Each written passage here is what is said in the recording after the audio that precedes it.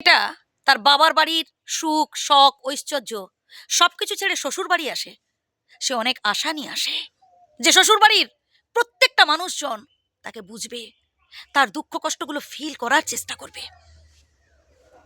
কিন্তু একটা সময় যখন দেখা যায় যে শ্বশুর বাড়ির প্রত্যেকেই তার সাথে খারাপ আচরণ করছে, দিনের পর দিন তাকে অপমান করছে, অবহেলা করছে, এমনকি তার প্রিয় স্বামীও তাকে বোঝে না, গুরুত্ব দেয় না, তখন মেয়েটা না চোখের জল ফেলতে থাকে।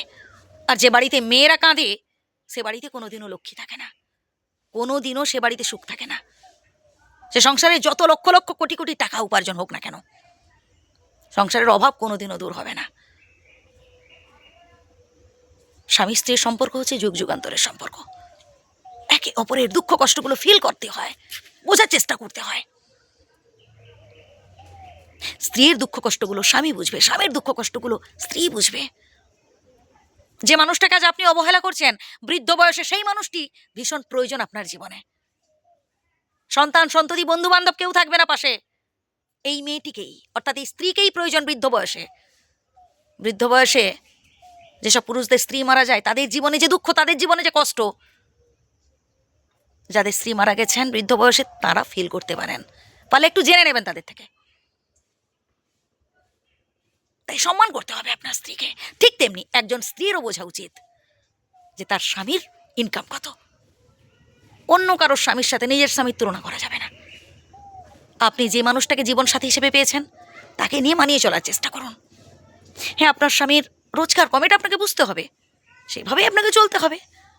পারলে নিজের থেকে উপার্জন করুন। এখন মেয়েরা কোনো কিছুতেই পিছিয়ে নেই, সৎ উপায়ে আপনি 2 পয়সা উপার্জনের চেষ্টা করুন, এবং সেটা যদি আপনি আপনার সংসারেই দিতে পারেন, আপনি আপনার স্বামীর হাতেই তুলে দিতে পারেন, দেখবেন আপনার স্বামীর মন পাবেন। এভাবে অ্যাডজাস্ট করতে হবে। সবটা যে আপনি চাইলেই পেয়ে যাবেন তা কিন্তু নয়। আপনি যদি অ্যাডজাস্ট করতে না পারেন তাহলে দেখবেন সে আপনি স্বর্গে যান কি মর্তে যান কি পাতালে যান, যেখানে যান না কেন আপনি সুখী হতে পারবেন না।